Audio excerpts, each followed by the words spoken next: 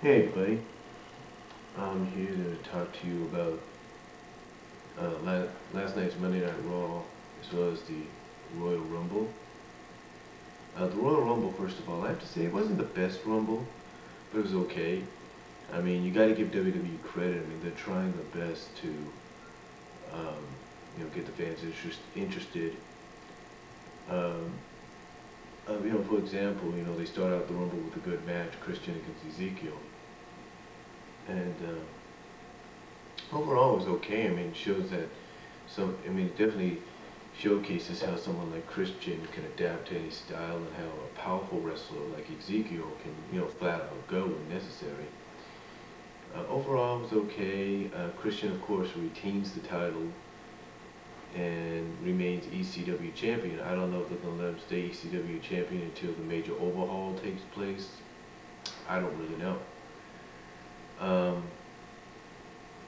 the second match of the night, which was, I guess, an impromptu match, was for the U.S. title, Miz and MVP, one-on-one. And for an impromptu match, it was pretty good, pretty decent. Of course, Miz ends up winning the match with a roll-up, and then I guess mouths off to MVP, and then gets a beat down by MVP for his trouble. And what I was surprised about, but really shouldn't be surprised, is that almost like maybe 50% or 25% of the arena was chanting, Miz is awesome, which, really kind of, I guess, when you're WWE, you can't really, prevent a live audience from doing that. But, yeah, Miz ended up winning, and, he's still the U.S. champ. I don't know how much longer they're going to have him as U.S. champ. I don't know.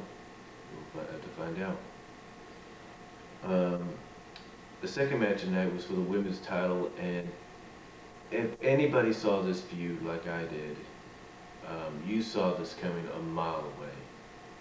I mean, the way it was being built up throughout the months and everything, the weeks, you just had a feeling that it was just going to be basically a quick job by Michelle McCool and Mickie James. I mean, here's the fact. Mickie James, for her trouble, and despite what she's doing outside of the business, basically put up with a lot of hell that WWE is putting her through. And normally, when a wrestler or a diva or a knockout is told, hey, we're going to do this to you, and it may be humiliating and all that, but we're going to do it to you, you think, the first thing you think is that individual won't want to do it. Well, Mickie James is one of the exceptions. She ended up doing it because she knew WWE was going to award her in the end with the championship, and that's what they did. But the way they did it was to kind of show, I guess, the reason why Michelle McCool wanted her off of SmackDown, because one-on-one, in a situation like at the Rumble, she can't beat Mickie James. So, but yeah, Mickie ends up winning in quick fashion. I think they said about 30 seconds, maybe more, to win the women's title. And then, of course, the coup de grace, I guess you could say, for Mickie in her redemption was putting the cake in Michelle and in Layla's faces. So, and I like how they were showing Michelle and Layla just throwing temper tantrums like little girls. And, speaking of Michelle and Layla, I think what WWE is trying to do is trying to build them up as their version of the beautiful people. That's what I think they're trying to do. I think Team Les Cool, as they call themselves, is being built up as WWE's version of the beautiful people. But anyway, Michelle McCool loses her title, gets cake put in her face by Mickie James. Mickie James, a 5-time women's champion, overall 6-time champion, which definitely shows you that they have a lot of stock put into Mickie James. I really don't know if she's going to be leaving, to take care of her musical career or what, but overall, she definitely earned the women's title last night, even if it wasn't, quick fashion. She earned it with all the hell that she was being put through.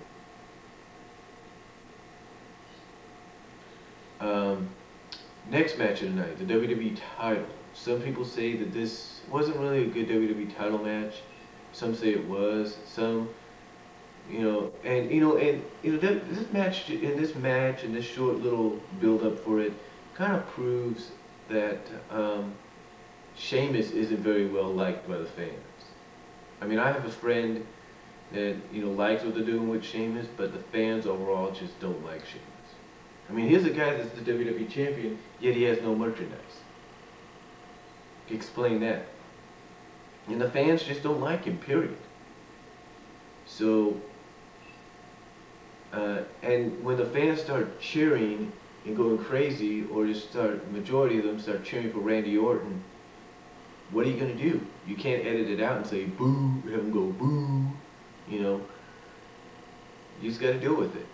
So anyway, match was alright. I mean, I didn't like the way it ended, and I didn't like the disqualification ending. I mean, I didn't think that should have gone down, and it looks like they're trying to build up to, I don't know, maybe a triple threat or a one-on-one match at Mania with Orton against one of the members of Legacy, maybe DiBiase, I don't know. But yeah, Orton ends up losing the match due to disqualification. So Sheamus is still your champion. The world title match was okay. It was probably one of the best matches of the night. Definitely shows you what someone like Ray can do with someone like The Undertaker one-on-one. Good match. Undertaker, I guess, got a bloody nose or got kicked in the nose or something, and he started bleeding, which I think kind of surprised some people, because usually lately when a wrestler starts to bleed, they come down to the ring or ringside area and they start cleaning up the blood.